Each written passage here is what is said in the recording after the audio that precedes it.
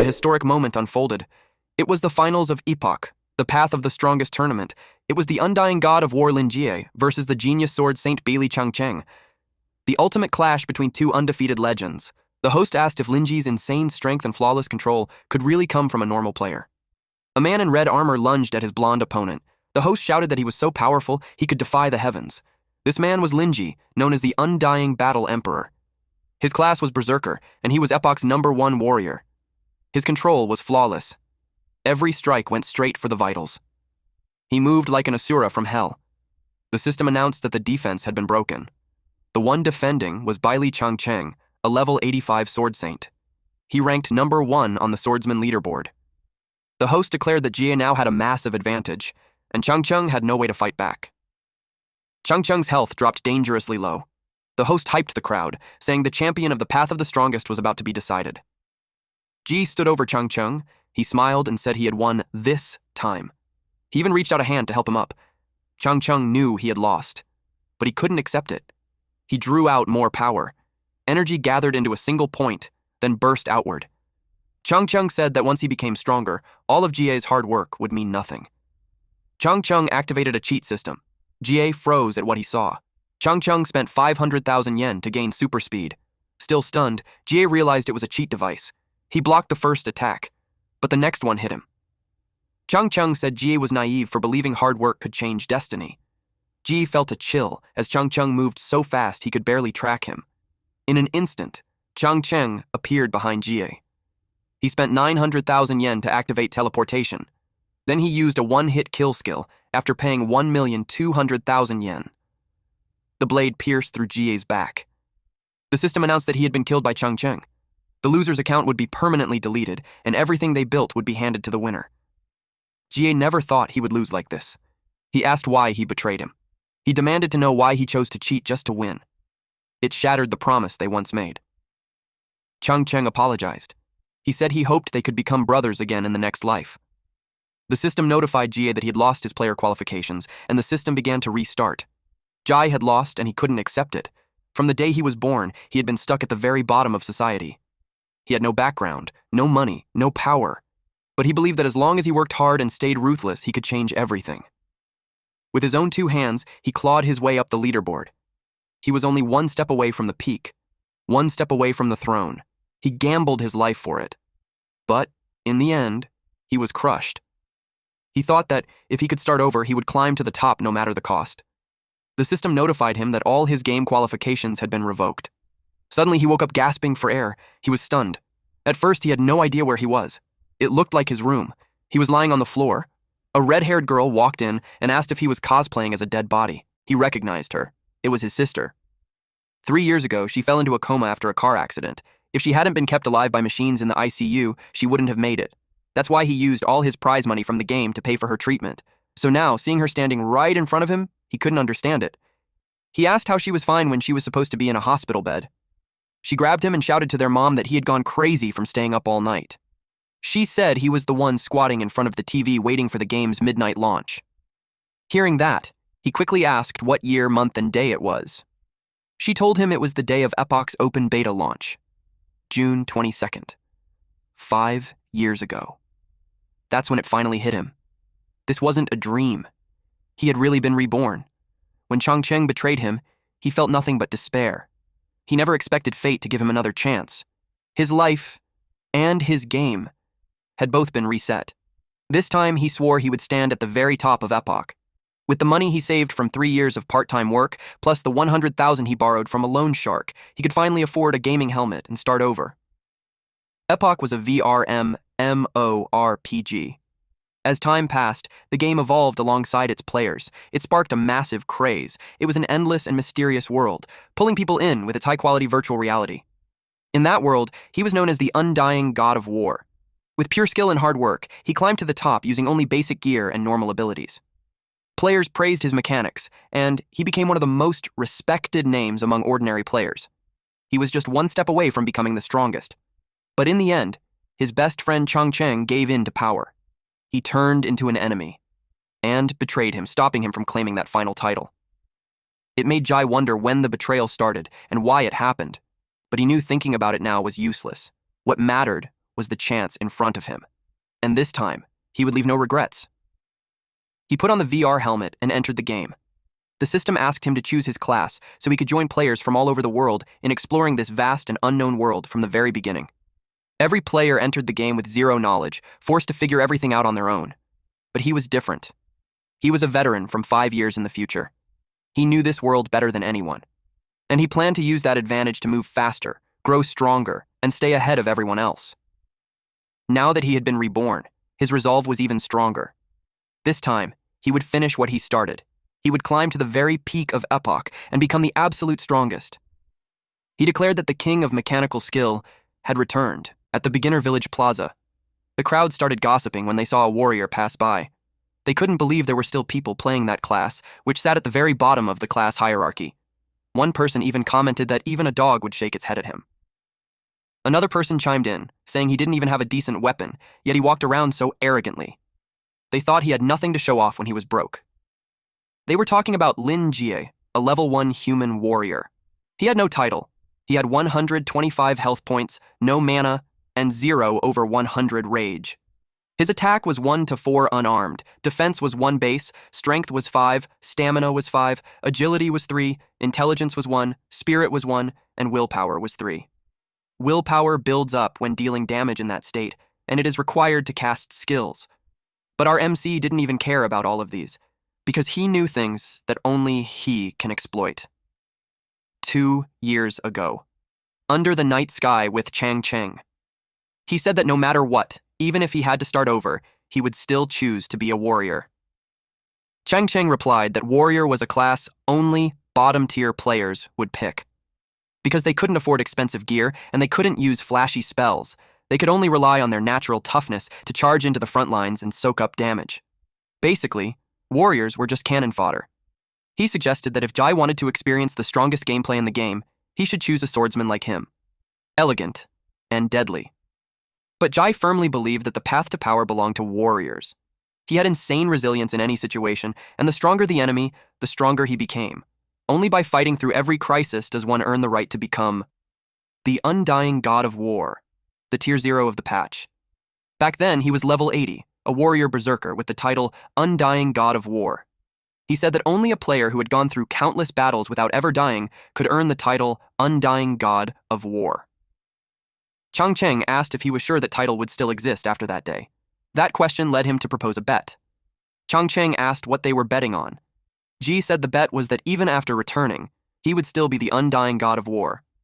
At the present moment, he thought about how a warrior's natural advantage was their high health.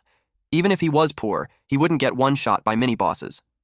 On top of that, after completing a quest, he could advance into a higher class in the warrior tree, and it was the same path he chose before. The Berserker, a class that turns health into pure combat power.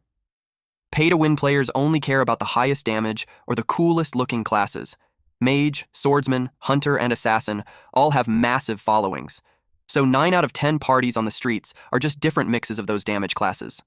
But with how unbalanced monster stats are in the early game, he doubted they could even hold their ground, let alone stand still and deal damage. Warriors, on the other hand, have a clear survival advantage right from the start. As for their weaknesses, he could make up for them with his deep knowledge of the game. The system suddenly notified him of a new quest. For this, he had to report to Meltown.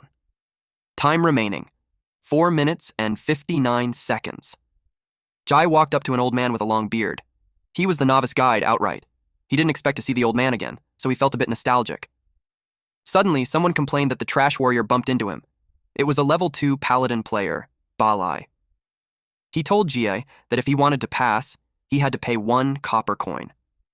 Paladin was one of the early pay-to-win classes players loved to pick. It was an all-rounder that balanced damage, healing, and even crowd control. Balai smirked and said that if he didn't pay, he wouldn't be able to pass. Ji noticed that it had only been half an hour since the server opened, yet someone was already level 2. It looked like the same exploit exposed on the forums in his past life. These people dumped money to buy the novice experience pack right after creating their characters. They used the early level gap to bully the weak, mainly by extorting protection money. But in reality, they didn't understand the game at all, and their gear hadn't caught up either. They were just paper tigers. The best choice for the new arrival reward was a bag of copper coins, a full 10. Even if someone paid 1 copper coin as protection money, they would still make a profit. But Ji asked why he would give them any money. Balai threatened him, saying it was because he was stronger. Then he attacked, telling Ji to delete his account and start over. Ji grabbed his hand. Balai was shocked that he couldn't use any strength. Ji said that grip amplification was an innate talent. It boosts finger strength, making it harder to drop a weapon once you hold it. Balai quickly activated disarm resistance. Balai was stunned. The so-called useless talent meant for holding weapons tightly was being used against him. Ji calmly said that was just what others thought. To him, it was the strongest talent. Balai ended up in tears after getting disarmed by someone fighting barehanded. Ji knew that even a trash talent could be used in unexpected ways. Grip amplification lets him parry basic attacks with his bare hands. The effect grows stronger as strength increases. If his strength is higher than the opponent's, he can even trigger a disarm counter. And since Balai got disarmed, it meant the level 2 paladin had lower strength than a fresh account. He didn't put any points into strength at all, which means he had no idea how to play the game. Balai didn't know that in future talent upgrades, grip amplification would become one of the strongest talents in the warrior tree. Titan's Grip, the advanced form of grip amplification, was a famous god-tier skill. It allowed someone to wield a 2-handed dragon-slaying greatsword with one hand. But unlocking it required choosing grip amplification at character creation. The guards arrived, and the crowd quickly scattered. Balai arrogantly told Ji that he was dead meat now. For causing trouble in a safe zone, he would be executed on the spot. He even swore in the name of the Holy Light that Jai had attacked someone in public. Jai knew that the halberd-wielding guards of Beginner Village could one-shot level 1 or 2 players. He calmly admitted that he did hit him. Balai urged the guards to punish him harshly. But Jie explained that it was self-defense. Balai froze. The guards rushed forward. He quickly told them to wait, claiming he was a major VIP who had spent 100,000. Jai pointed out that whoever strikes first in a safe zone is judged as the aggressor by NPCs, and anyone who fights back won't be punished, even if they beat the instigator badly. The guards immediately struck Balai. Then a notification popped up. The Paladin guard had gifted Ji 1 copper coin. It was compensation for the victim. Ji smirked and told Balai he accepted his apology. Balai's lackeys were furious. Ji casually asked if they wanted to drop a few more copper coins for him. He even gave them the option to clear a path. They were annoyed, but they had no choice but to move aside. Ji walked up to the old man to claim his novice reward. He sat beside him and said it had been a long time since they last met. Outright looked confused and asked if he knew him. After all, the game had only been out for 1 day. Ji said they were practically old acquaintances. It had been 5 years since they last met. Outright thought he was joking. It didn't matter. Since Ji followed the quest and sat in front of him, he qualified for the novice reward. He could choose one of 3 options: 10 copper coins, 3 basic health potions, or a crude iron sword, a warrior-exclusive item. The bystanders laughed, saying any idiot would pick money. Broke players would instantly sell the 10 copper coins. Right now, it could go for at least 100 grand on the black market. But unexpectedly, Ji chose option 4. He knew that it would take 3 years before anyone discovered that the novice quest had a hidden option. The crowd thought he had lost his mind. There was no option 4. Then Ji said, "The bonfire before dawn will extinguish twice." With that, he became the first to unlock the hidden reward. Outright was stunned. He asked where Ji had heard those words. Ji continued, "When the dark moon sinks into eternal night, the Forsaken shall step through the rifts of time and return. What reignites in the ashes is the fading fire of the old gods and the dawn of a new era." Outright stood there with his mouth open, completely shocked. Jai then revealed Mino that it was the secret code Outright himself once gave him. 5 years ago, Jai received a hidden quest to protect Outright's family. Outright broke down in tears as he said he didn't know how to repay him. After all, he was just a novice guide NPC. He truly had no rewards to offer. But he told Jai that if he ever needed help one day, he should just say that phrase. And even if his identity changed and the system made him forget, he would still remember that Jai was his savior. Outright slowly realized that Jai was someone incredibly important to him. The system then notified that Jai had met the conditions for the hidden quest. Since that was the case, Outright gave him everything he had. It also revealed that the 4th option was a veteran player return reward. In Jai's past life, he was only 1 step away from becoming the strongest, but in the end, he was taken down by unfair means. Even if unfairness is normal in this world, He refused to accept it. He used an initial talent stone. It was a unique bound item that grants an initial talent. The crowd was shocked to see the custom talent gemstone. It could only be bound once per account at the very start. It couldn't even be bought with real money. If he wanted to become the strongest in this life, he had to dominate from the very beginning. For his second talent, he chose Oath of the Sword. The hidden quest was his first step in changing his fate. Outright explained that this talent was created by the legendary sword saint, Karsi Mel. Those who inherit it become sword oath keepers, gaining extraordinary swordsmanship, but they can only use swords for the rest of their lives. He asked G if he was sure. G answered without hesitation. Of course, the crowd was confused. They couldn't believe someone would still pick Oath of the Sword. To them, only idiots would choose the sword class as a second talent nowadays. They mocked him, calling him a noob who still looked confident after picking the most bottom-tier weapon mastery. Outright simply said that the strongest weapon isn't the sword, but the one who wields it. Jai thanked him for the gift. In his past life, he only unlocked a second talent at level 30, but now, he had it from the very start. His combat power was already far ahead, meaning faster leveling, and one step closer to the throne of the strongest. The advantage of pay-to-win players in the early game would fade quickly after level 5. If they wanted to keep up, they would have to keep spending. But if someone relied on pure mechanics like Jai, even a crude iron sword was enough. The sword didn't have the raw damage of an axe. It lacked the suppression of a spear. And it didn't have the flashy effects of a staff. But what people didn't realize was that the sword was the one weapon that truly required skill. His original plan was simple. Start with grip amplification. Take the crude iron sword from Outright, then head out and begin grinding. But this time, by choosing the hidden reward, the initial talent stone, he skipped the crude iron sword entirely. Now, he was heading out empty-handed. He realized everything had changed. If he made different choices in this life, then the entire path ahead would change too. And maybe even the ending. Before he met Changcheng again, he knew one thing for sure. He had to become stronger. He would completely overturn the ending of his past life. As he walked forward, he passed a merchant selling beginner weapons and gear. A hooded man stepped closer with a faint smirk, saying he wanted to check what was being sold. After a quick look, he tossed the items aside, calling them nothing but scrap metal. Then he bent down and picked up a wooden stick. As soon as he held it, a system panel appeared. It was just a level 1 weapon, an ordinary, unprocessed wooden stick with pitiful attack power. A wooden stick's main attack method is striking, so it's classified as a club. But it also carried a hidden sword tag. That's when he realized something. The merchant panicked and begged for mercy, explaining that he was just a lifestyle player. He nervously added that buying and selling gear was his only way to make a living. The hooded man mocked him, calling him a coward who didn't even know how to fight. As he swung his weapon down, he laughed and told him to go back home and play house. To him, the merchant was nothing but an eyesore. GA stepped in and said that lifestyle players were players too. No one was above anyone else. Without chefs making food, alchemists crafting potions, and blacksmiths forging weapons, most combat players wouldn't even make it past the city gates.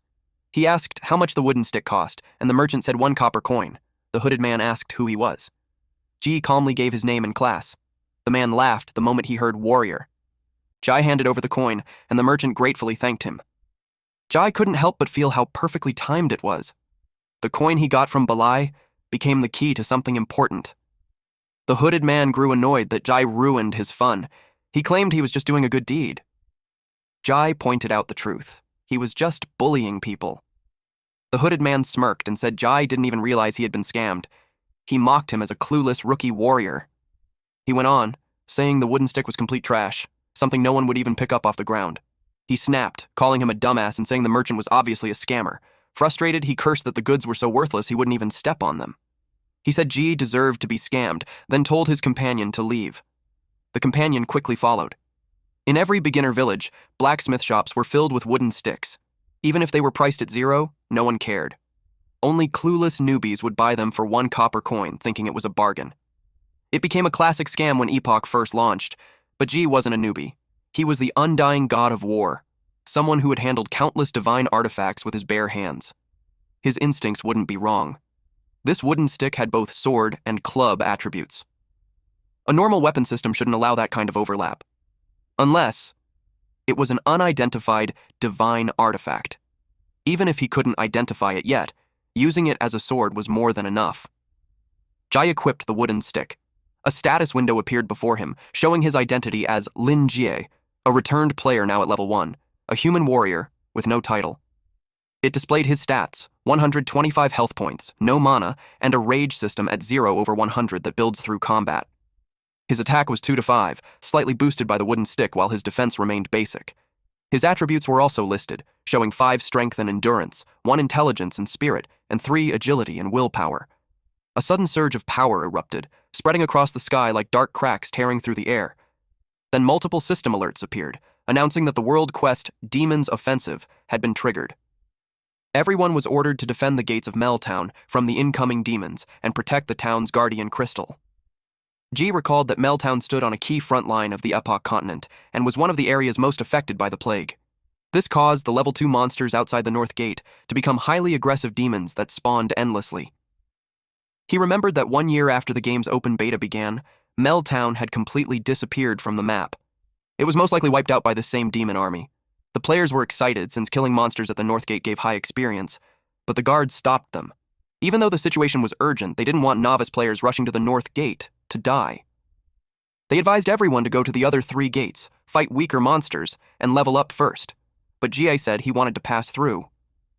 The guard warned him that once he left the gates, he would lose all novice protection. He replied that he was looking for opponents on his level, even if they were stronger. The guards opened the gates. The system notified him that due to his bravery, his reputation in Meltown increased by +100. This meant his reputation had reached friendly. He remembered that the game had hidden rules designed to push players beyond their limits. If an NPC believed a player was taking on a high-risk challenge, their favorability would increase, unlocking hidden quests. The guard captain, seeing his resolve, called him a brave adventurer and asked for his help. At the same time, a system prompt appeared. He had triggered a side quest. Guard captain's request. Everything was going exactly as planned. He had successfully unlocked a quest that normally shouldn't appear at his level. The guard captain explained that 3 of his men were trapped in the camp of a dreadfiend boss named Chanter Griffin. He begged Jai to retrieve their bodies so they could be buried properly. Jai thought about how defeating enemies above his level could grant bonus rewards. At the same time, this could be his chance to change Meltown's fate. He told Guard Captain Lance that what they needed wasn't just a burial. The real solution was to kill the novice killer Chanter Griffin and clear the dungeon completely. He knew the boss had to be defeated by someone far below the required level. Because of that, he decided to suppress his level as much as possible before facing it. He was confident that with his skill and deep understanding of the boss's mechanics, he could take down a god-tier boss, even at level 1. The guard captain was shocked, asking how he even knew his name. Jai calmly declared that he would rescue the trapped soldiers, defeat Chanter Griffin, and save Meltown. He told them to prepare for a celebration. The guard captain shook his head, saying it was impossible. Unless a miracle happened, his men were as good as dead. He urged Jai to do what he could and wait for Chanter Griffin to leave. Jai simply said he was that miracle, and deep down he knew the truth. This time, he had nothing to rely on but himself. But in this life, he would use his own hands to change his fate. Moments later, Jai walked around the cemetery. He wondered if the entrance of Beginner Village had already turned into a river of blood. Then he smelled it, and that confirmed everything. Epoch was designed with brutal difficulty, almost like the developers had a grudge against the players. Even so, the rewards were so high that players all over the world still rushed in to compete. In the distance, players were already shouting commands. Tanks were told to push forward, while healers were ordered to hold their positions as the battle began. A group near a campfire realized they were missing a support. One of them pointed out they also lacked a tank and called for experienced players to join. Jai knew that for average players, the safest choice was to form a party. Someone walked up to him and asked if he was the idiot who got scammed earlier. They mocked him for still holding his precious wooden stick. One of them clicked his tongue and called the others over to take a look. G found them boring. They kept making fun of him, asking if he seriously planned to farm monsters alone as a noob warrior. One laughed and said that with such trash gear, he would eventually end up begging to join a party. Another added that he was just a level 1 warrior with a wooden stick, and the only reason he looked confident was probably because he got carried before. G calmly thought that while forming a party reduces risk, it also lowers profit. To him, hunting alone was far more rewarding, up to 5 times the profit compared to being in a party. And once someone was strong enough, parties actually became a disadvantage. G slapped the man's hand away. The man fell flat on his butt from the shock. Jie noticed that despite looking sturdy, the knight's body was surprisingly fragile. He guessed that the knight had chosen a retribution-type class as his initial talent. The knight could use holy flames and looked powerful at first glance. But the trade-off was losing 2 strength points, and his body became as fragile as paper.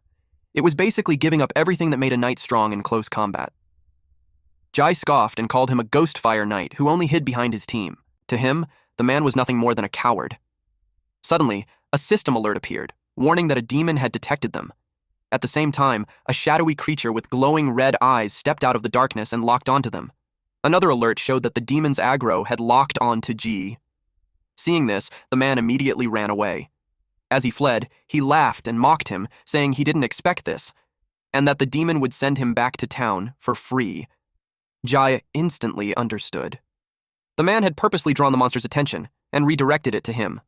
Still, compared to Balai, this guy at least had some brains. As the demon lunged forward, Jia moved without hesitation. He knew defeating a level 2 demon alone wouldn't be enough to level up. So instead, he decided to use it as a warm-up on the way to his real goal. Watching from a distance, the others were confused, wondering why he wasn't running. They laughed it off, thinking he was just too scared to react. Jai's eyes sharpened as he focused, quietly saying that he could see it. He meant he could see the trajectory of the incoming strike. As the demon swung its weapon down, he slipped past it with ease, triggering a system notification for a perfect dodge. He reflected that a true warrior only grows stronger when facing death. By putting himself in danger, he could draw out the full power of his body. And only by constantly challenging danger could he become the strongest in this life. He struck the monster, landing a critical hit of -6. The demon roared in fury. A system alert appeared, stating that the demon had become enraged, boosting its attack power by 50%. The knight shouted in panic, warning that the monster was using a charged attack and that rushing in now was basically suicide. But instead of backing off, Jai calmly thought the current intensity still wasn't enough. As the attack came, he stepped even closer, deciding he needed to push himself further. He moved in even closer. Seeing the perfect opening, he moved exactly as planned and struck again, triggering a critical hit of -10. The monster let out a pained roar as the strike pierced its body, blood spilling from the wound. Jai was surprised when his attack was suddenly interrupted. Without hesitation, he rushed in again, closing the gap even more.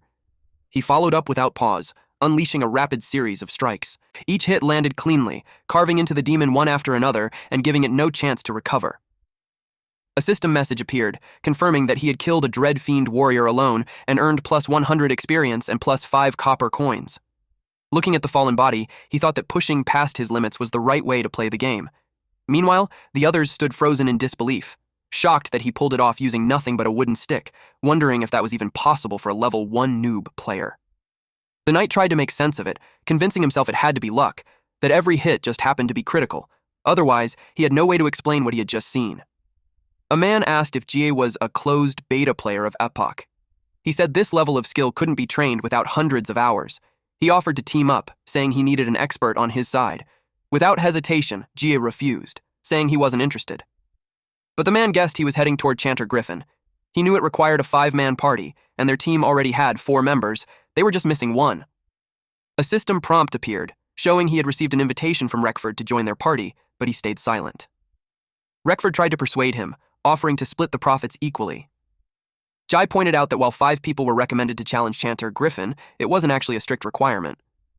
Reckford looked worried and asked if he was really planning to go solo. He told him that in a dungeon like this, relying on just one person's skill wouldn't be enough. He tried to convince him, explaining that Griffin's first kill reward included a special title and legacy equipment. He added that no teams with fewer than 20 members were attempting the dungeon, and their group had the best chance among them. Confidently, he even said Jai was lucky they were willing to let him join. One of them warned that in Griffin's second phase, it would summon a few elite monsters. Without a tank, they wouldn't be able to withstand the attacks and would get wiped out instantly. Hearing that, Jai pointed out that what they really needed was a tank, and he just so happened to be a warrior. Reckford quickly waved it off, telling him not to misunderstand. He claimed they thought highly of him and believed his strength was worthy of joining their elite squad. Then, with an awkward smile, he added that it definitely wasn't because they lacked a tank and had no choice but to pull him in. But Ji saw right through them, realizing they just wanted to use him as cannon fodder to draw the boss's attention. This kind of trap was obvious. Reckford asked what he thought, and Jai accepted the invitation. A system prompt appeared, confirming that he had joined Rex's party. He recalled that dungeon boss battles scaled their difficulty and rewards based on the number of participants. If a full 5-man party entered, the boss would switch into full combat mode. In return, defeating it would grant exclusive rewards. He knew that once the hidden quest was completed, Chanter Griffin would be permanently removed. After that, its rewards would be gone for good. In this life, he wanted to reach the top and become the strongest. The reward from this dungeon was the most important step for his early growth. Of course, he was determined to seize this one and only chance, and take everything for himself. Jai stood at the entrance of the Chanter Griffin's dungeon after clearing the monsters along the way. The corpses were scattered all the way to the entrance. The group criticized him, saying he was wasting his strength before even entering the dungeon. They pointed out how hard it was to get potions in the early game, implying he was being careless and foolish. One of them pointed out that the drop rates were terrible, saying that even killing 100 monsters would only give 2 copper coins. He added that getting a piece of green gear was nearly impossible unless it came from pay-to-win packs. They continued, saying that the number of players who managed to get green gear on the first day of the server launch could be counted on one hand. A system notification suddenly appeared, stating that the wooden stick was looking for a host. One of them stopped him, saying that players couldn't use monster weapons. It was called an unlootable drop. The man explained that if picking up and selling monster weapons were that easy, the game's economy would collapse on the very first day. Jai ignored him and checked for the host that was mentioned. He wondered if the wooden stick actually wanted to fuse with the monster's equipment. A system message appeared as the branch of the world tree began fusing with the weapon in his hand. In a flash of light, the transformation was complete, and he obtained a demon's chipped sword. The new weapon added a bleed effect on critical hits. Its critical rate could drop to -99%, attack was +10, and strength +1. He recognized it immediately, the branch of the world tree, something he had seen at an auction 3 years ago.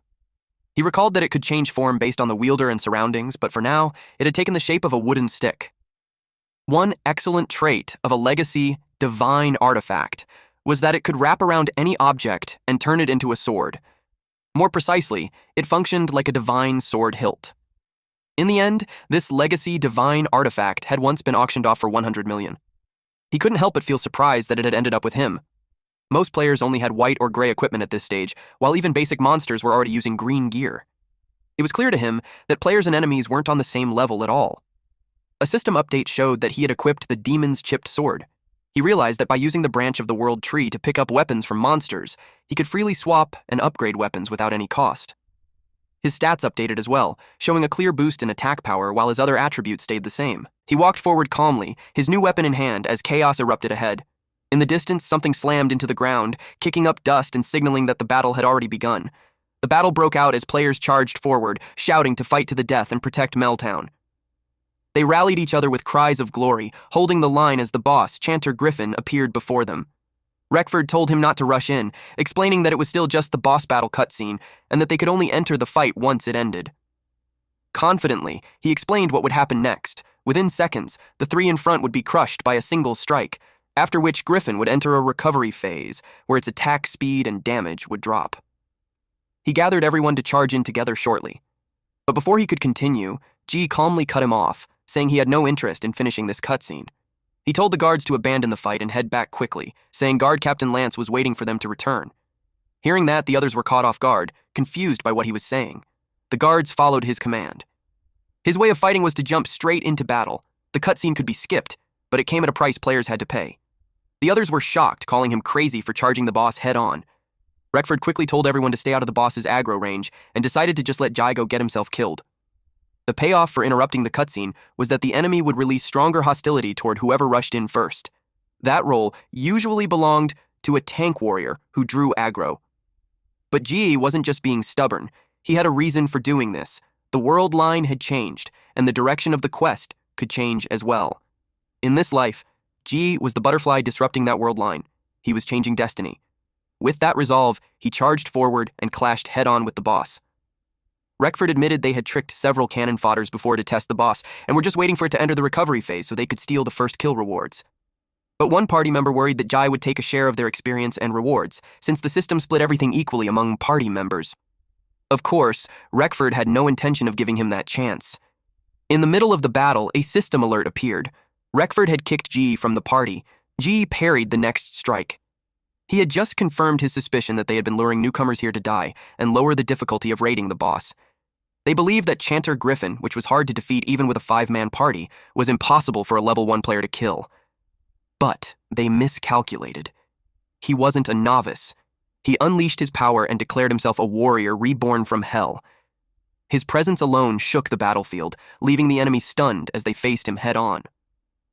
A powerful strike echoed across the area, the impact tearing through the air with a loud, ripping sound. Hearing it, Reckford and his party froze, wondering if they had heard correctly. It sounded like something had just been ripped apart. Jai charged in without hesitation, shouting for the enemy to face him head-on. With explosive speed, he swung his weapon, each strike hitting with overwhelming force. As he fought, he called for his sword to become sharper, pushing his power even further. A system effect activated, boosting his attack power while wielding the sword, making each blow even stronger. As the party watched the fight, they were shocked to see the boss's health actually dropping. It made them realize that he wasn't struggling. He was holding his ground and fighting the boss evenly. The battlefield erupted as Chanter Griffin released a surge of dark energy, signaling a shift in the fight. A system alert confirmed that the boss had entered its second phase. Empowered by the transformation, Chanter Griffin unleashed a stronger, more violent attack toward him. G placed himself right in the most dangerous position. Even as the dark energy rushed toward him, he remained calm, ready to face it without backing down. The others watched in shock, thinking he had lost his mind for trying to parry a boss-level charged attack. They were convinced he was as good as dead and began preparing themselves, expecting it would soon be their turn to step in. A massive explosion erupted as the attack collided, sending a shockwave across the area.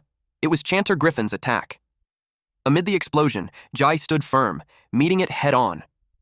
He admitted that to others, choosing the warrior class, something most people believed had no future, seemed unbelievable. But they simply refused to understand. He said not everyone in this world was born with the right to choose. He recalled that 5 years ago, before the game launched in his previous life, professions were priced based on a player's wealth. Only the rich could afford to choose top-tier damage classes. Players without money had no real choice.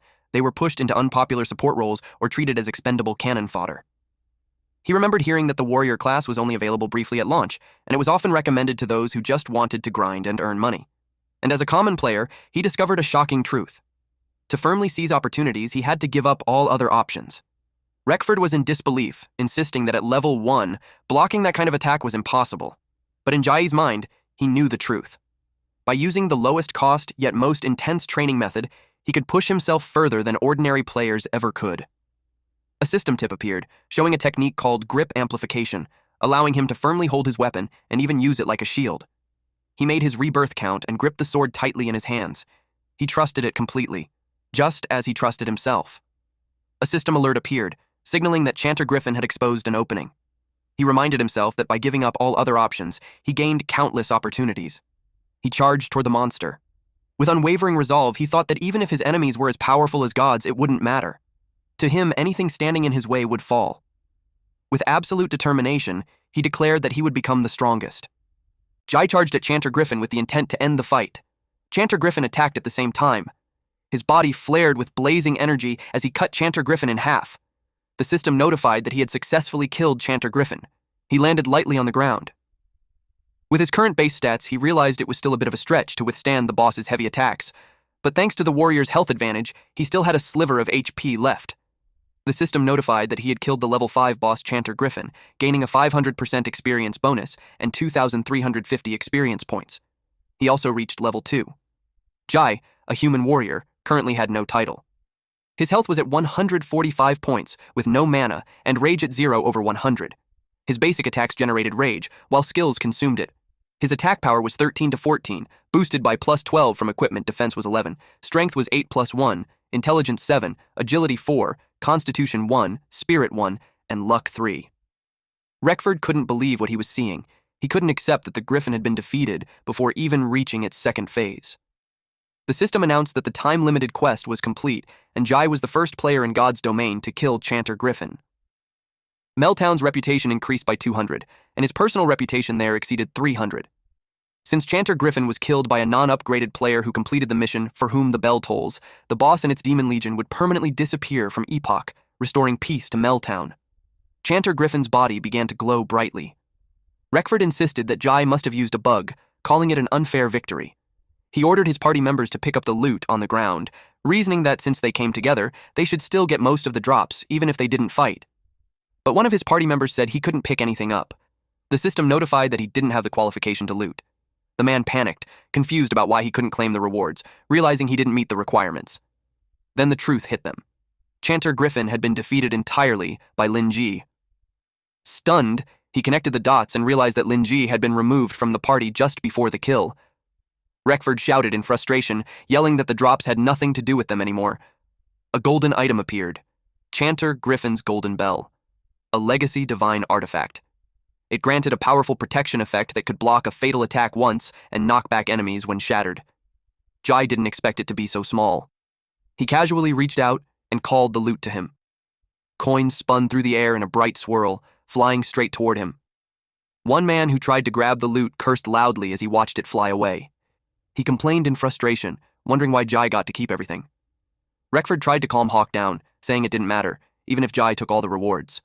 They quickly came up with a new plan. According to the game's rules, a player who died would drop all the loot they obtained within 24 hours. So they decided to kill Jai, so the Griffin's rewards would still belong to them. Hawk hesitated, reminding the group that Jai had just defeated Griffin alone and that his strength was far beyond what they expected. The marksman activated a skill to assess Jai's condition and saw that his health was only at 3%. Confidently, he concluded that even a light hit would be enough to finish him off. Reckford told everyone to switch to player versus player mode. They planned to let GA enter the dungeon first, then kill him inside to make sure he wouldn't come out alive. They quietly moved behind him. Jai was checking his loot. Killing a boss had earned him 100 copper coins and a large amount of alchemy materials. The current price of 1 copper coin was 12,000 yuan, so the total was 1.2 million yuan. He had just made a fortune in a single day. Reckford approached with a mocking smile, sarcastically congratulating him and admitting he had real skill. Jai's tone turned cold as he accused him of betraying their cooperation and kicking him out of the party. He told him it was already too late for apologies. Reckford quickly changed his tone, pretending they had trusted him all along and chose not to interfere because of his strength. He praised him for defeating a 5-man difficulty boss alone, calling it impressive. He added that he and the others should at least get some credit for it too. A system warning appeared, stating that Ji had suffered a fatal heavy wound. Before returning to a safe zone, his maximum health was drastically reduced, and all his stats were cut in half. Reckford told him they had already figured out his background, and that it was the end for him. They reminded him that the people he had dealt with were part of the infamous Rex's villain gang. Their rule was simple: kill monsters and players alike. They cooperated, but they also betrayed. The archer aimed at Ji. While Reckford told him it was time to hand everything over, the archer released a powerful arrow. Jai recognized it as the hunter skill Eagle Eye. It greatly increased accuracy, almost guaranteeing a hit in open areas. He realized the archer had intentionally missed. He asked them what they meant. Reckford made it clear. It wasn't just Griffin's loot he wanted. He demanded everything, including the wooden stick, his equipment, and everything else he had. He added that if Jai begged for mercy, they might spare his life. With a cruel smirk, he said he wanted Jai to leave the Hill of Sinners completely bare, so everyone could witness his humiliation. He burst into laughter, imagining Jai as a bare-assed warrior, a pauper who thought he could reach the heavens in one leap just because he got lucky and triggered the boss's weakness. In his eyes, Ji was nothing more than an idiot crawling at the very bottom of society. Since it had come to this, Ji had no intention of letting that happen. To him, they were nothing more than obstacles on his path to becoming stronger. He said he would step over them without a second thought and keep moving forward. They weren't even worth remembering. He smirked confidently and challenged them to come at him if they had the courage. This was exactly what he wanted. Since he refused them, they charged to kill him. The archer activated Eagle Eye. Jai used the bell. It blocked every attack. The clash triggered a powerful explosion. Reckford's team grew annoyed at the divine artifact left by Chanter Griffin. Hawk asked what the golden bell did. He wondered if it granted invincibility. Jai replied that it wasn't invincibility, it just bought him 1 second of breathing room. Hawk scoffed, asking what difference 1 second could make. Jai answered that upgrading a skill enhancement only took 1 second. After that, he could crush the 3 of them completely. The system notified that he used 1 free skill point to learn an exclusive warrior skill.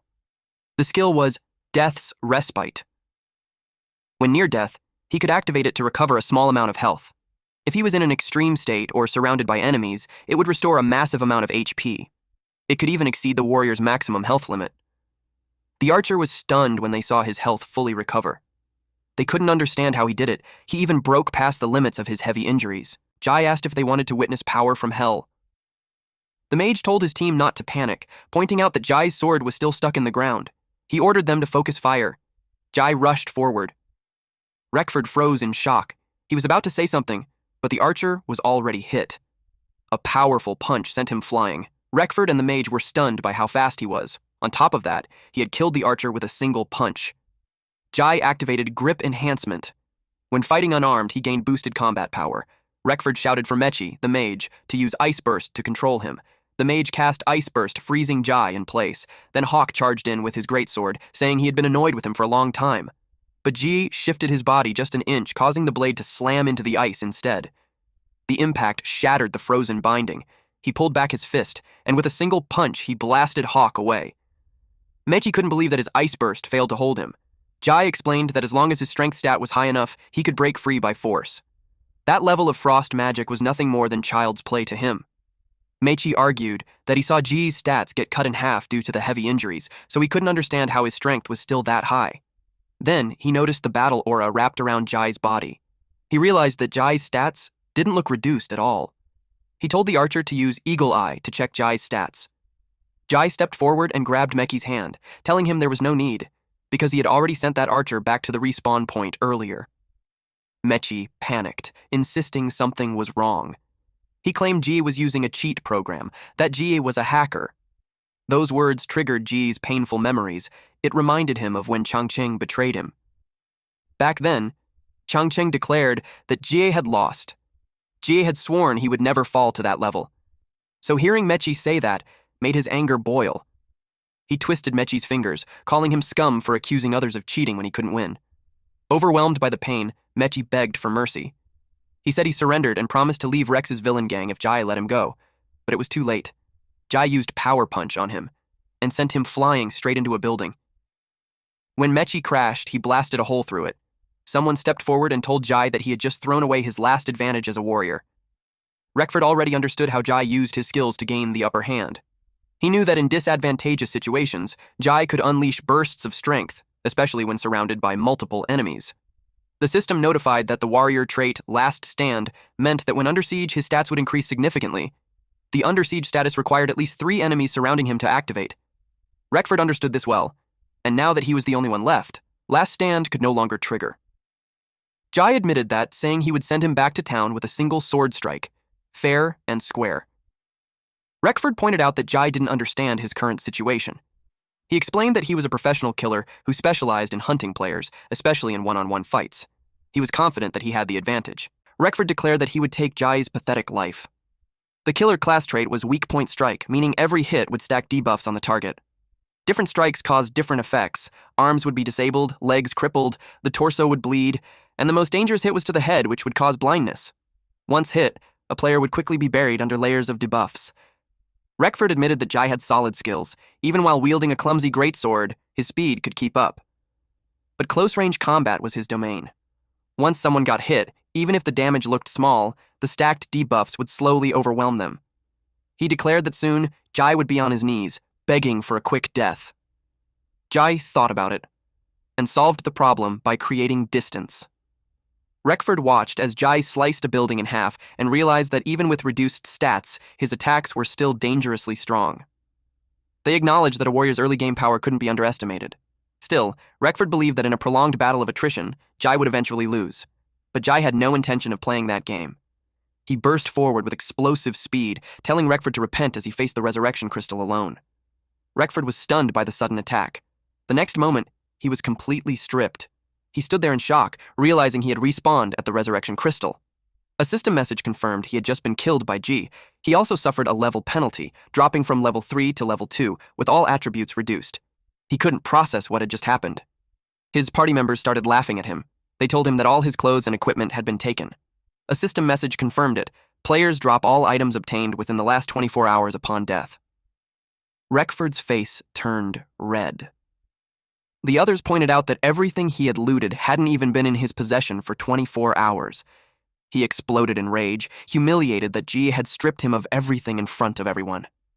He swore he wasn't done yet, and that he would get his revenge no matter what. Meanwhile, G realized that his strike had only sent Rex back to the respawn point. Everything he dropped was still lying there. Hawk regained consciousness. He was relieved he had focused on defense, otherwise he would have been sent back to town in one hit. But he froze when he realized none of his teammates were around. Then he locked eyes with G. Panic hit him instantly. He warned Jai not to come any closer, his confidence completely gone. Jai calmly told him to take Rex's clothes back and deliver a message. If they ever crossed paths again, he would kill them until their levels dropped back to 0. Hawk quickly said he understood. He was shaking. Fear twisted his stomach. He tried to hold it in, but ended up throwing up anyway. He couldn't comprehend the overwhelming power he felt from Jai. It wasn't something stats could measure anymore. To him, it felt like facing the Grim Reaper. A god of war, returned from hell.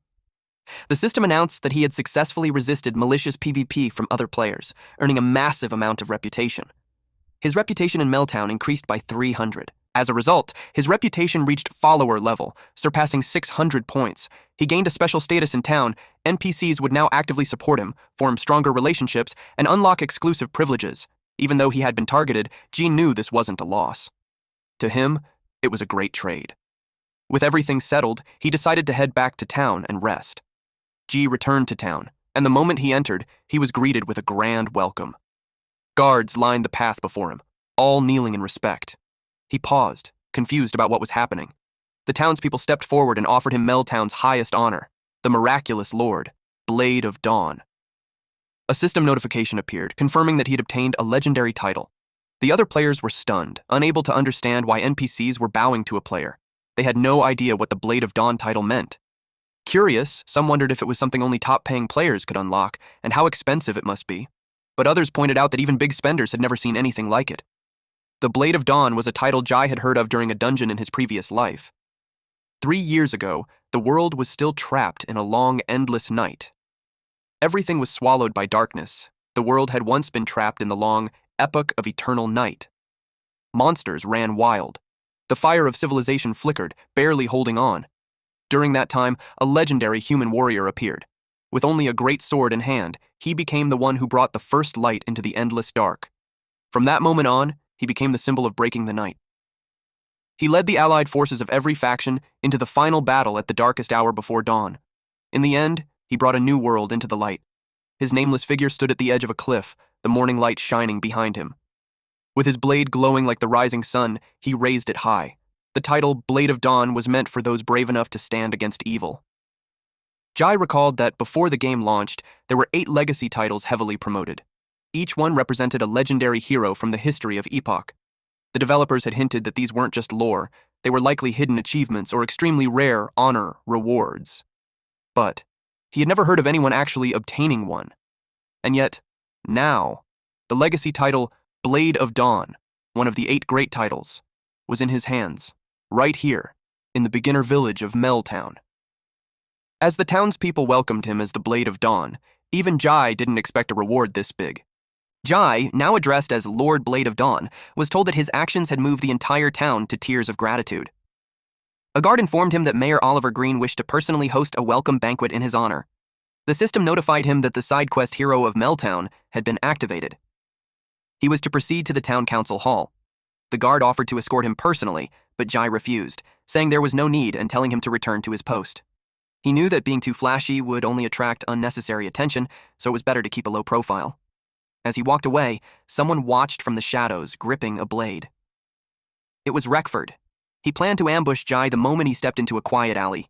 He swore to stab him in the back. Meki suggested backing off, pointing out that the entire town now respected Jai. Going against him could ruin their standing and their livelihood in Meltown. But Reckford refused. Their infamy already made them feared, and as long as they could kill Jai, there would always be people willing to follow them. Hawk asked if he had a plan to make Jai suffer. Reckford admitted that outside, he didn't have full control, but here in Meltown, he was the villain, and that gave him influence no one else had. A guard suddenly spotted them and warned that even during celebrations, drawing weapons in public was strictly forbidden. Reckford was caught red-handed holding 2 daggers. He quickly made an excuse, saying they were just discussing business. He complained that the rules were so strict that one couldn't even play the game properly. The guard warned them that malicious players were being closely monitored and reminded them to behave, especially since they already had a record. As the guard walked away, Reckford smirked. Even Meltown had its dark side. Under his breath, he muttered Linji's name. Clearly, he wasn't done with him yet. Meanwhile, Ji arrived at the town hall and headed straight for the mayor's office. Without hesitation, he reached for the door and stepped inside. As he entered, the mayor immediately recognized him as the Blade of Dawn. With a wide smile, he warmly welcomed him, saying he had finally arrived. The mayor thanked him sincerely, saying the nightmare that had haunted the town for years was finally over. He was relieved that Chanter Griffin had been completely eliminated. He praised Jae's actions, saying they not only saved the town but also countless lives. To him, this was a historic achievement, one worth remembering. Ji recalled that in his previous life, Mayor Green had been an intimidating NPC. It was likely due to years of exhaustion from constant battles against demons, which had worn him down both mentally and physically. But in this life, the mayor looked far better and even his personality had changed. Jai realized it was simply because he had stepped in earlier and changed the outcome. To honor his bravery and kindness, the mayor made a formal proposal on behalf of the townspeople. They planned to build a golden statue of him in the central plaza so that everyone who came to Meltown would know his legend. And through it, they would feel the radiance of the Blade of Dawn. Jai thanked him, but said that kind of recognition meant nothing to him. He knew that other players' lives wouldn't truly change just because a statue of a novice appeared. Instead, he made a different proposal. The mayor agreed immediately and even offered anything in return: gold, a noble title, or any reward worthy of his achievements. Jai explained that now that the Griffin threat was gone, the military funds and resources prepared to fight it should be used in more practical ways to benefit everyone. He suggested two things. First, to implement a long-term tax reduction for adventurers in the town's trading venues. This would lower the growth cost for new players and make Meltown a more welcoming starting point. Second, to strengthen the town's security and patrol forces to prevent future threats, ensuring both residents and travelers could live in peace. The mayor was deeply moved. Unlike others who chased fame and power, Jai genuinely cared about everyone. Impressed by his foresight, the mayor immediately agreed and promised to carry out the plan at once. Suddenly, a system announcement echoed across the town. From that moment on, the tax rate for all trading in Meltown, between players, NPCs, and both, was permanently reduced by 50%. This was a reward for the outstanding contributions of a novice hero. The town erupted in excitement. Players were stunned to learn that taxes had been cut in half. Some thought only wealthy players could cause such a change. Others were simply relieved they could finally afford basic items like potions. Grateful voices filled the streets, praising Meltown and thanking whoever made it happen. Seeing this, the mayor grew emotional. He said Jai had truly brought the light of dawn to the town and won the hearts of everyone. As a token of personal gratitude, the mayor handed Jai a key. It was for a vacant 2-story house on the outskirts of town. He explained that while it was simple, the location was peaceful and overlooked the windmill fields. He then gave him a brass key along with the land deed, officially granting the property to him. With sincerity, he asked Jie to accept it as a reward. In his name as mayor, he invited Jie to settle in Meltown and make it his true home. Jie was stunned. The system notified him that he had obtained the first player-owned independent property in Epoch. With the Windmill View residence, his name was now recorded in the town's history. He could hardly believe it. He now owned property in Epoch. This was something that had once been completely out of reach. In a game controlled by a freely evolving master AI, so realistic it felt like a second world, land scarcity was a core rule. This wasn't like other games where rich players could throw money around, buy entire streets, or make NPCs serve them. Every piece of land already had an owner, either a system-controlled city, a native tribe, or even a lair occupied by overwhelmingly powerful monsters. At most, players could only rent temporary usage rights or small workshop spaces. Even if a guild spent massive resources and reputation to claim territory, they could still lose it at any time due to weak defenses or system intervention. But this, a private space that fully belonged to him, was an unimaginable advantage in the early game. Whether for storage, skill research, or future expansions, its value was enormous. Jai thanked Mayor Green sincerely, saying he truly appreciated the gift. The mayor replied that Jai choosing to live there was far more meaningful than any golden statue in the central plaza. The system granted him new privileges within Meltown. He unlocked teleportation within the town and could instantly repair his equipment. He also gained access to a remote auction house. On top of that, all his expenses in town would now have a permanent 15% discount. The system message ended by wishing him to be favored by Dawn forever. Jai smiled. After that, Jai walked through the city. With the discount the mayor had given him, he figured it was the perfect time to restock. Suddenly, a system notification popped. He had been pickpocketed, and he had lost 100 copper coins. A figure in a red robe smiled, clearly pleased with the theft. Jai immediately grabbed the robe and demanded that she give it back, but in the next instant, she vanished into thin air. Jai clenched his jaw, annoyed that he had been robbed in broad daylight. He realized that Meltown still needed stronger security. Without wasting another second, he chased after her. They ended up in a dark alley. Jai told her to stop running. There was nowhere left to go. She smirked and said he had it backward. This was her territory. The figure revealed herself as a dark street lowlife, a level 3 elite hooligan. More men stepped out from the shadows, blocking his escape. Ji recalled that Meltown still had a hidden dark side. One key figure stood out, the manager of the dark street, Xia Lian. She studied him with a smirk, noting how well-informed he was, even suspecting he might be a closed beta player. In his previous life, Ji had been targeted by these dark street NPCs more than once. He knew exactly how this worked. Keeping it simple, she told him someone had paid for his life. He had been marked for death. Ji quickly ran through the possibilities. So far, he'd only offended 2 people. Paladin Balai and Rekford from the Rex's villain gang. He asked who wanted him dead. With a knowing smile, she said he already knew the answer. There was no need to spell it out. Jai smirked, saying Rekford no longer had the courage to face him directly and could only resort to hiring others. She shrugged and clarified that she was just an NPC who handled transactions. To her, player grudges meant nothing, it was all business. Then she gave the order to kill him. The men behind Ji rushed forward. Ji drew his sword and turned to meet them. Their clash exploded through the narrow alley. In an instant, they were cut down. Xiaolian raised a brow, clearly impressed. Jai asked if she wanted to try next. She paused, calculating. Robbing him now would be bad business. If things went wrong, the payment she received might not even cover her men's medical costs. Seeing the situation clearly, she ordered her men to retreat. Even together, they weren't a match for the Blade of Dawn. She added calmly, even NPCs calculate profit and loss when doing business. She decided to send a message back to Rekford through this encounter. Her report would say that she tried her best, but the pressure was too much, and she had no choice but to back down midway. She waved goodbye playfully, calling him Little Blade of Dawn. Before leaving, she added that if he ever visited the dark street again, he could just mention her name. Ji suddenly stopped her, his expression turning cold. She turned back, slightly annoyed, pointing out that she was already letting him go. But instead of backing down, he demanded the bag of copper coins she had taken. She reminded him that she had already shown mercy by sparing his life. Amused, she said he still dared to bargain with her even after that. To her, that bag of coins was simply the price he paid for surviving. But to Ji, it was money he earned with his own strength. A heavy aura began to rise from his body as he told her that she made money with her own skills too. She unsheathed her sword, saying she would be taking both his bounty and his money instead. Jai charged forward, their blades collided, but in the next instant, his sword snapped in half. She calmly told him that she wielded a weapon of destruction. Jai narrowed his eyes, sensing something was wrong. In his previous life, she had only been a normal merchant in the black market run by NPCs.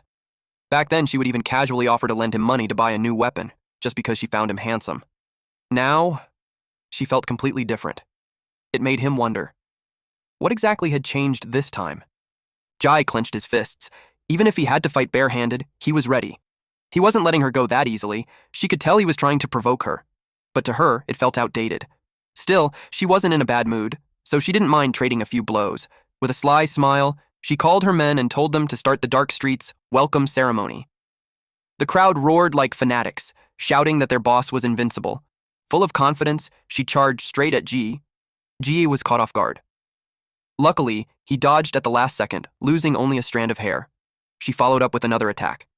He blocked her kick with his forearms. This girl was starting to annoy him. He quickly realized she was actually strong. He lunged forward. Their fists collided at the center. She tried to kick him again, but he dodged. She praised his quick reflexes. She aimed for a cheap shot, but he caught her wrist just in time. He tightened his grip and raised his fist.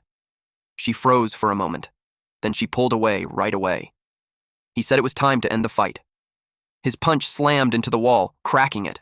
The impact barely grazed her cheek. She found it interesting. Without a blade, she couldn't bring him down. He asked if she still thought fighting was worth it. From here on, she'd lose more than she'd gain. She stood there, stunned. Then she burst out laughing. Now she found him truly interesting. She lost all interest in fighting. She handed his pouch back. She knew she had already wasted enough time.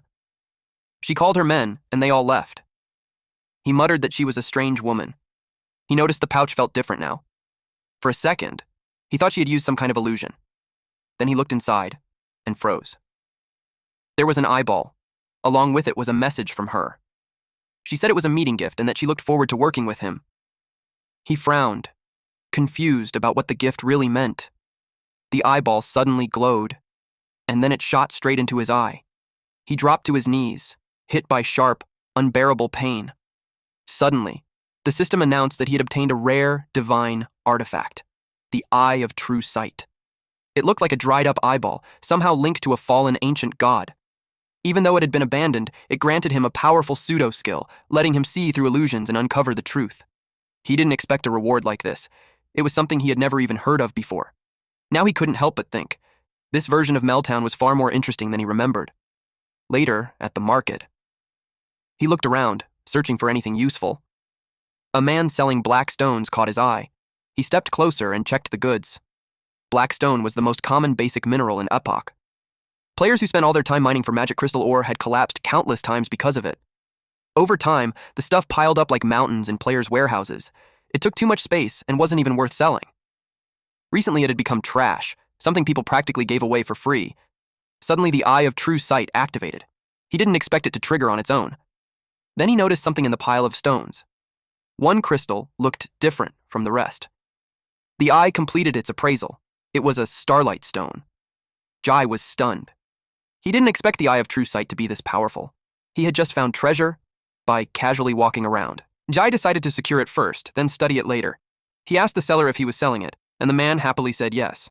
The seller tried to flatter him, and inside, Jai thought the man was such a sucker. Deep down, the seller didn't expect that a piece of trash stone could earn him a copper coin. He felt lucky. Jai crushed the gem and got the flameless starlight stone. Through its outer disguise, it was something normal appraisal couldn't detect at all. He wasn't surprised that it had been mistaken for a worthless scrapstone and tossed aside like trash. But now he knew that if he sold it directly to an NPC, it would be worth far more than 100 copper coins. He recalled that the starlight stone had another special use. When dismantled, it could turn into a rare material for alchemy. He wanted to maximize its value, so he decided to try alchemy. In the world of Epoch, players enjoy a lot of freedom when choosing lifestyle professions.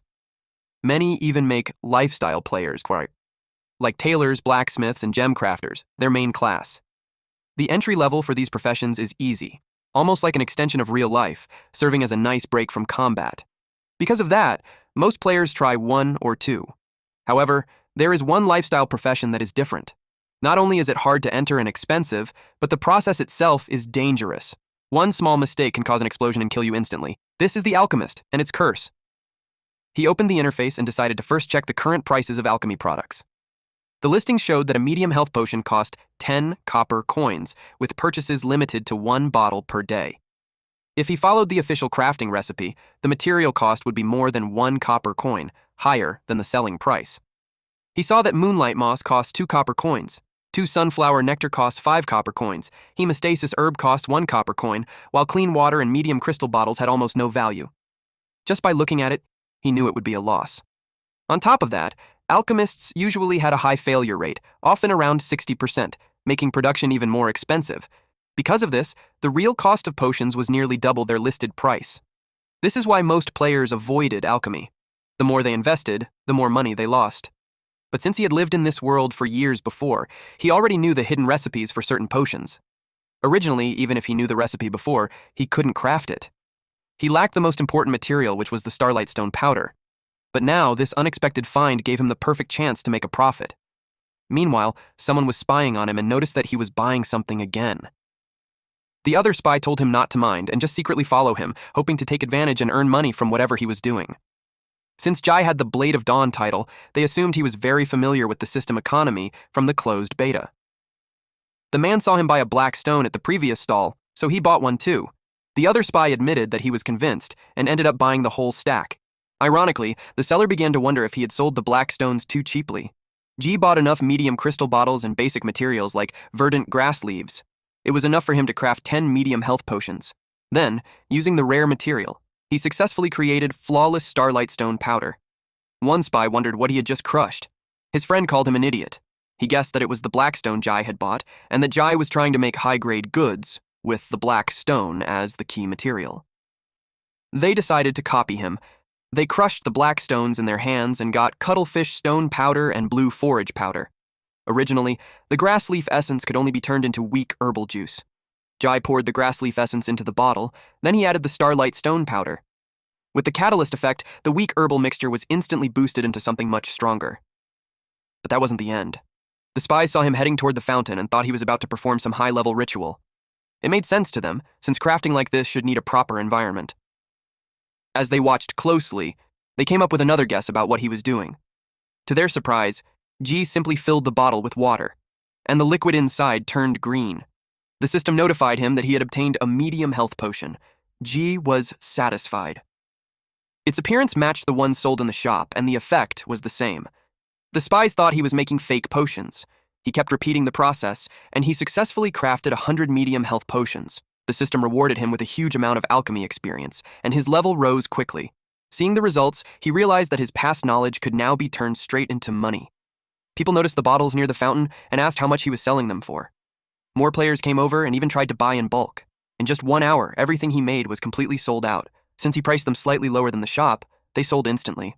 Some were even resold at a higher price. In the end, his original 100 copper coins turned into 1,000 in just an hour. He was glad. The Griffin's reward had now multiplied 10 times. The spies finally realized they had underestimated him, and what he was selling was real medicine.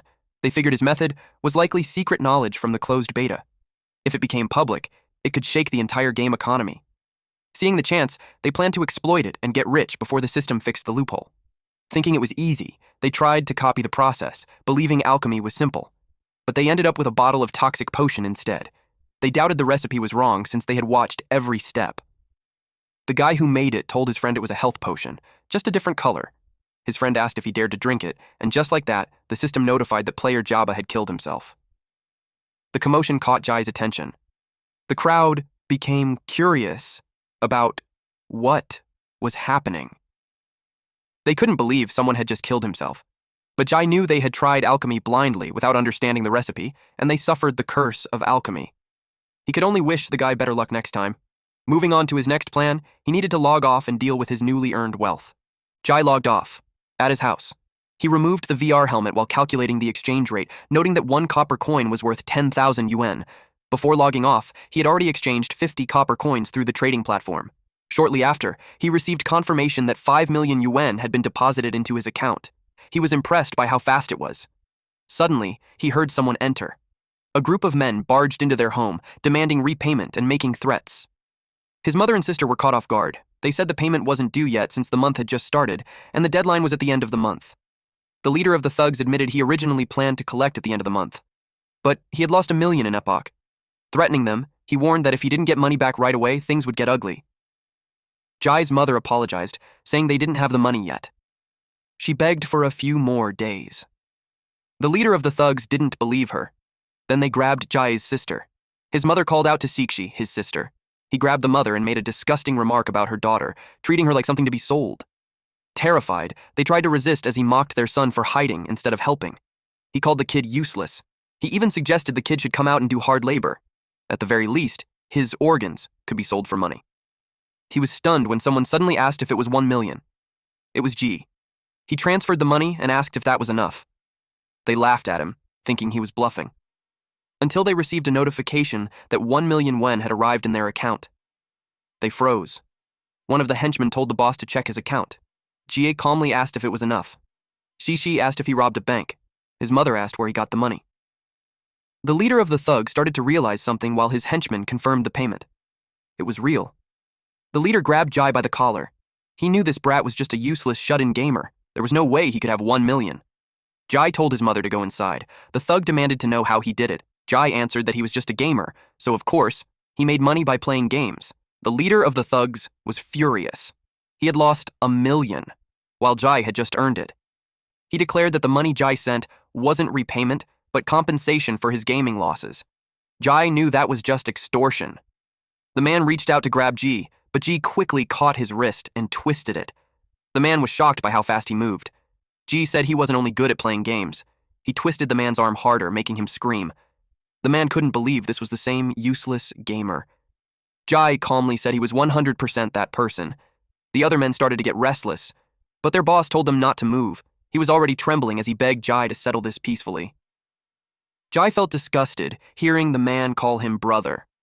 The man noticed his overwhelming presence. To him, it felt like an evil spirit had come back from hell. Jai asked if he still wanted to extort him. The man quickly said it was all a misunderstanding and that he was just trying to make a living. He added there was no need to make things ugly. Since Jai had already paid, they had no reason to cause trouble, so he begged to be let go. He asked his men if they agreed. Of course, they followed their boss. Ji told them to get out of his house immediately. They rushed out without hesitation. Zixi and their mother watched them leave. Zixi even shouted at them, saying they were rude, and if she saw them again, she'd beat them up. The men quickly replied they wouldn't dare come back.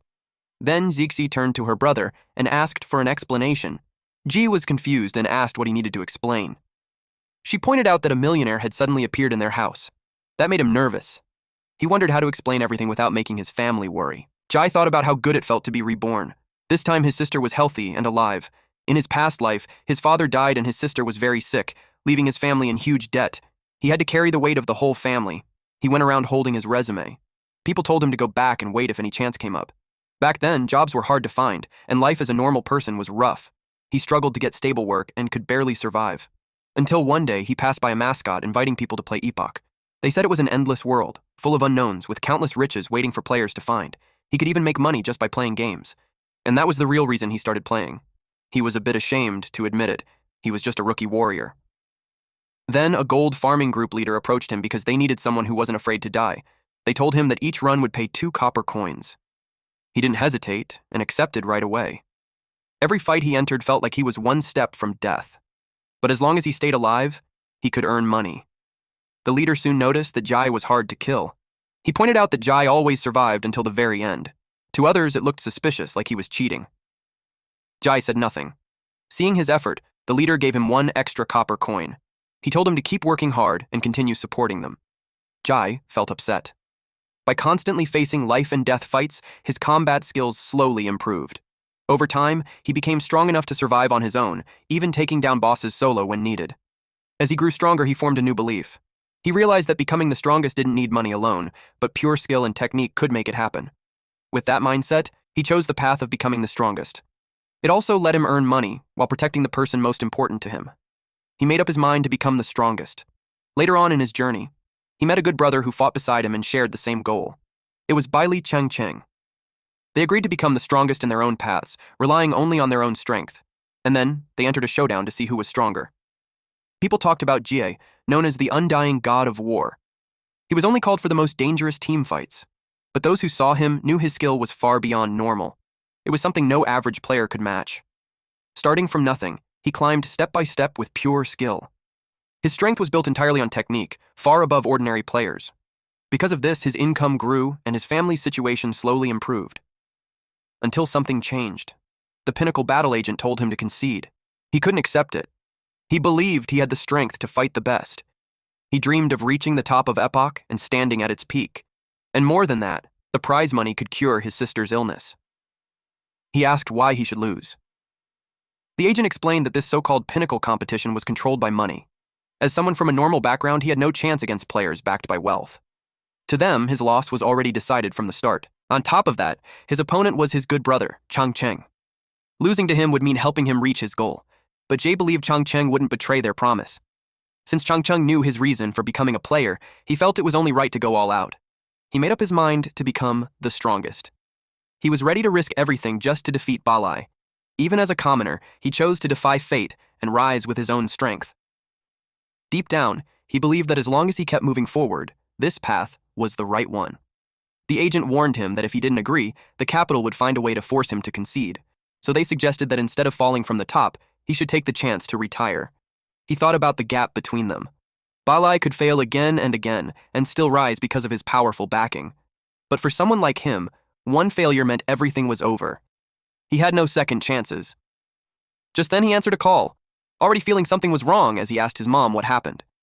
His mother's voice shook as she said the hospital had stopped treatment because they had no money, and his sister's condition suddenly got worse. She begged him to give up, saying there were suspicious men in black watching at the hospital. Hearing that, he dropped the phone, completely shaken, and he broke down as he thought of his sister. In the present, Cixi asked if he was crying. Trying to calm her, he forced a smile. She said he was acting strange. She doubted if he could really make that much money from the game. He said yes because he opened a mystery box and sold a piece of equipment for a huge price. He told her they could finally live a better life now.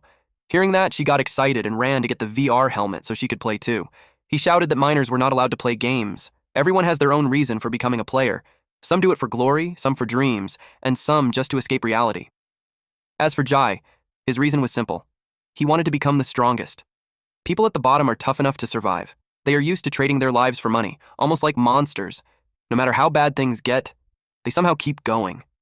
But the truth is, there's always a reason why someone survives. For him, it was simple. He wanted to become the strongest because only the last one standing can protect what matters most. That was why he chose to become a player. In this life, he wanted to become the strongest, but he still needed to buy some things first. So, he went to Epoch's official store, the Dimensional Edge. There were many different items inside. In his past life, it was only in the mid to late stage that he finally saved enough to buy equipment, and even then, it was 2 tiers lower than the best ones.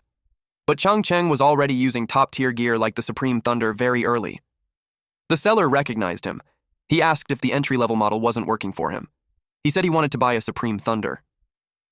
The man couldn't believe what he heard. Then he scoffed and said he wasn't trying to lecture him, but that kind of talk was something only real pro players would understand. The man dismissed him, saying it was impossible for someone his age. He said even if he worked manual labor for 10 years, he still couldn't afford even a small part of that device. Then someone walked in and paid for the Supreme Thunder in full. The seller instantly switched attitudes toward this rich client named Reckford. He said there was only one stock in the whole city, and it was specially prepared for him. Jai recognized Reckford's voice. The men behind Reckford muttered that they got screwed over by that idiot named Lin Jai. Reckford blamed his equipment for not being able to crush Jai. He was clearly furious. Then he noticed Jai standing right beside him. Jai said that enemies are bound to meet on a narrow road. He reminded him of his last threat and asked if he wanted another lesson. Reckford realized Zhao Lian failed to finish him in the game. He admitted Jai was tough, but this was real life, and Reckford was confident here. His henchman reminded him that he said the same thing back in Meltown. He claimed that the kid cheated in the game, but in real life, he wouldn't be able to cheat. Plus, it was 3 against 1, so he told them to teach this kid a lesson. The seller quickly told them not to fight there. He warned Jai not to act rashly, reminding him that the person in front of him was young Master Reckford. He urged him to kneel and apologize, saying he couldn't afford the damage if anything broke in his shop.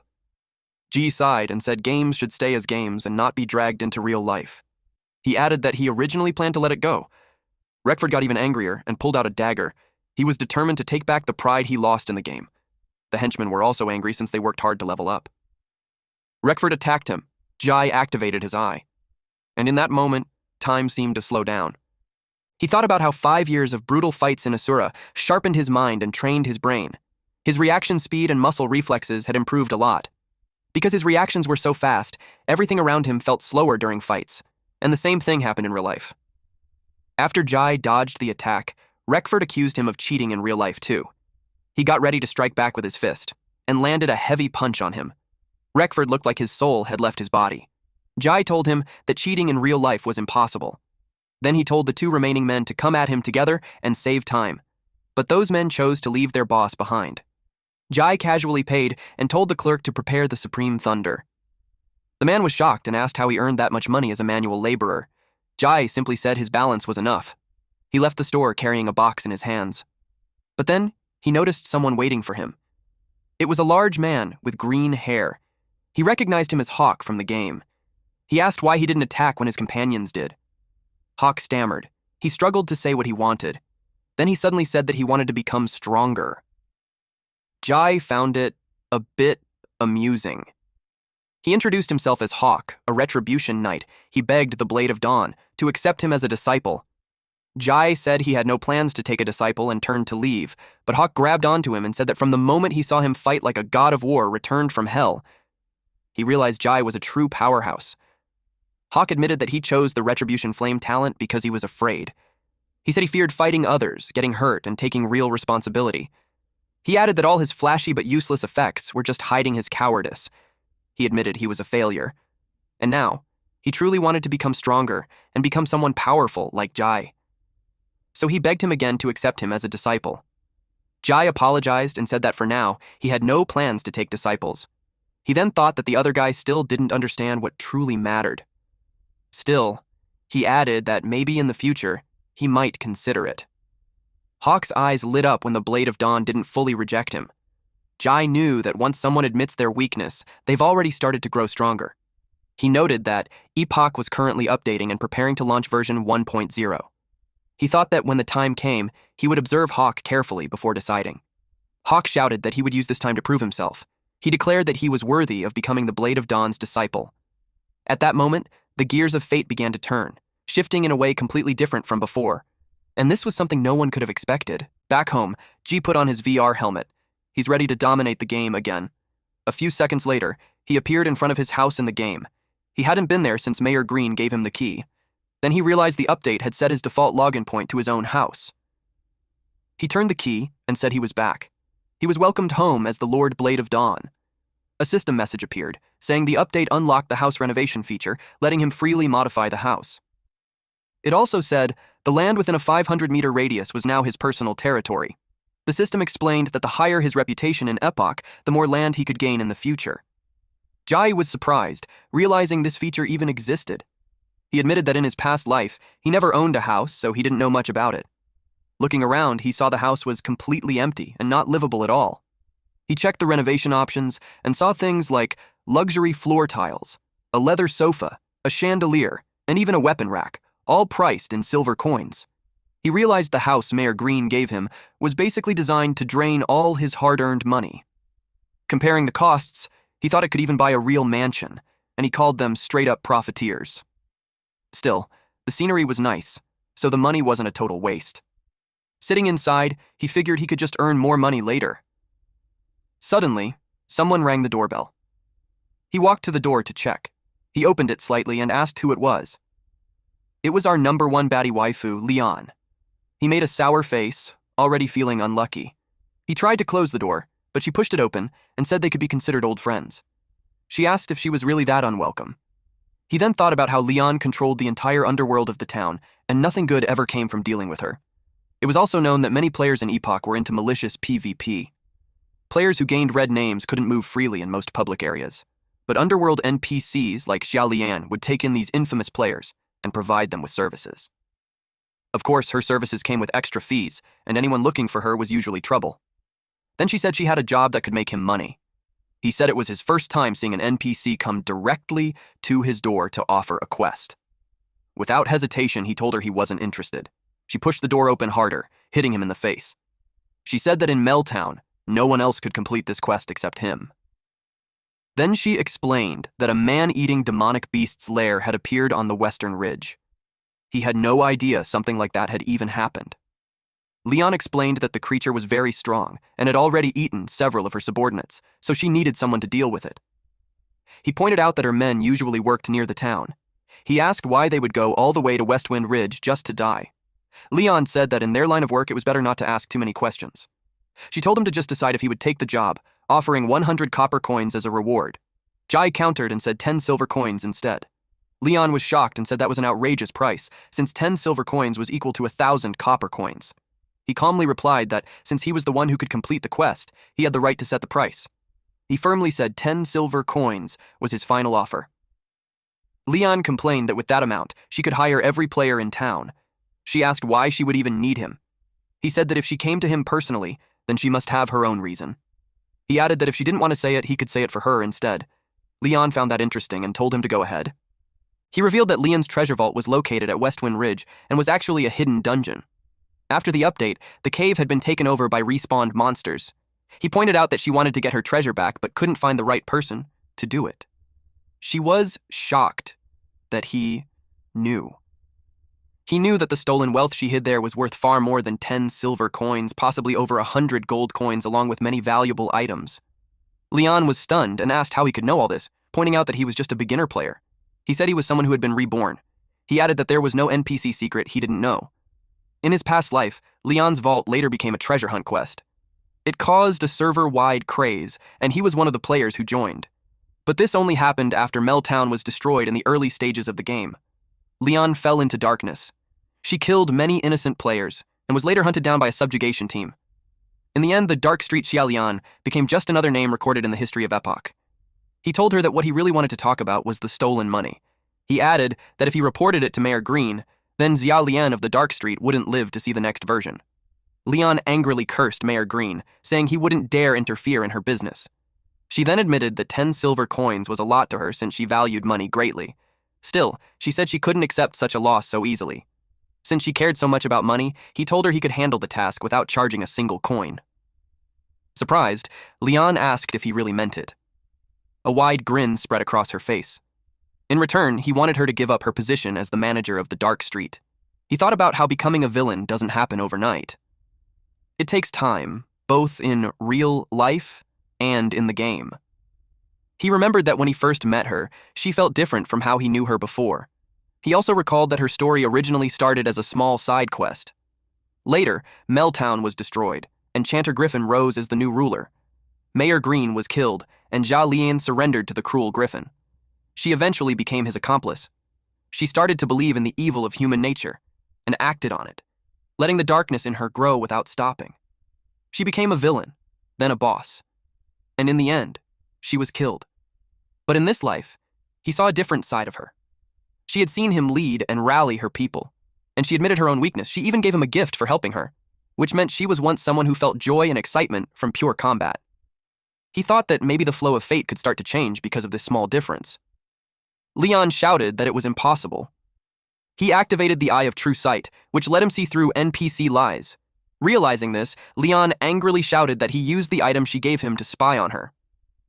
He said there were things in the Dark Street that were too important to lose, even if it meant giving up everything. Leon acknowledged him, saying she respected him as the Blade of Dawn, even while cursing at him. Then she pulled out her sword. He stared at her and firmly said this was his territory, telling Leon to show respect. He added that only he could help her get her treasure back.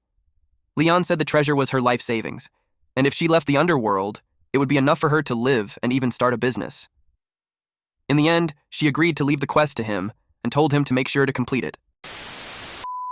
Alright, that's it for today's story. If you want the weekly chapter updates for this series, those will now be uploaded on my second channel, Manhwa Updater. So if you don't want to miss what happens next, make sure to check it out and join the update gang. Thanks for watching, stay cool, stay awesome, and I'll see you in the next one.